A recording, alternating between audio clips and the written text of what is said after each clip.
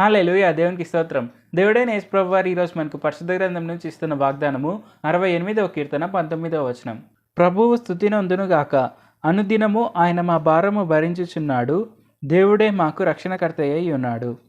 మనం ఇదే వచనం కనుక ఇంగ్లీష్ వర్షన్లో కనుక చూస్తే, blessed be the Lord who daily loadeth us with benefits, even the God our salvation Selah. So ఈ వచనం కనుక మనం చూసుకుంటే మనకి ఇక్కడ ఏమర్థమవుతుంది, దేవుడైన యేసు ప్రభు వారికి స్తుతి నందును గాక. ఎందుకు అలాగ అవ్వాలి? ఎందుకంటే దేవుడైన యేసు ప్రభు వారు మనల్ని రోజు ఆయన బెనిఫిట్స్తో లోడ్ చేస్తున్నారు. సో ఆయన ప్రతిరోజు మనల్ని ఆశీర్వదిస్తున్నారు, ప్రతిరోజు మన భారాలన్నింటినీ ఆయనే భరిస్తున్నారు. సో ఇది మనము ఎలాగ గుర్తించవచ్చు అంటే, మనం రోజు ప్రార్థన చేయడం వల్ల మనం ఖచ్చితంగా ఆయన చేసే బెనిఫిట్స్ అవన్నీ గుర్తించవచ్చు.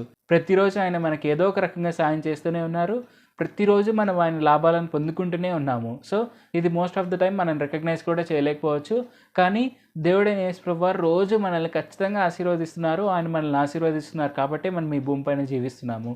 అది simple straight forward logic. So మనం తప్పక ఆయన ఇచ్చే ఆశీర్వాదాలను పొందుకుంటున్నాం కాబట్టి మనం ఆయన నామానికి స్తుతి కలిగేలాగా మనము జీవించాలి. అది ఎలాగ జీవించవచ్చు? మనం ప్రతిరోజు ఆయన సువార్తను అనేకులకు తెలియపరుస్తూ, ఆయన నమ్మని అనేకులకు ఆయన సువార్తను తెలియపరిచి ఆయన నమ్మే విధంగా మనం మార్చాలి. సో అది ఎలాగ సాధ్యం? మనం రోజు ప్రార్థన చేయడం వల్ల, రోజు బైబిల్ చదవడం వల్ల మనము అలాంటి ఒక సామర్థ్యాన్ని పొందుకునవచ్చు. సో తప్పక అలా చేయాలి అండ్ రోజు ఆయన సువార్తను అనేకులకు తెలియపరుస్తూ ముందుకు సాగాలి. ప్రార్థించుకుందాం.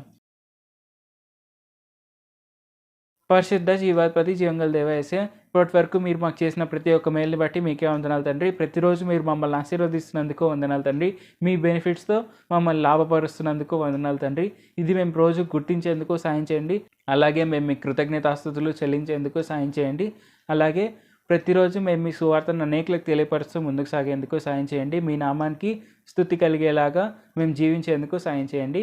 అలాగే ఈ వాక్యం వింటున్నందరూ తప్పక మిమ్మునే తమ నిజ రక్షకులుగా అంగీకరించేందుకు, అలాగే మీ మార్గంలోనే నడుస్తూ మీ నామాన్ని స్తుతించేందుకు సాయం చేయండి. నజరేయుడైన యేసు నామములో ప్రార్థిస్తున్నాం తండ్రి. ఆమేన్. Thank you Jesus. దేవుడు మిమ్మల్ని ఆశీర్వదించును గాక.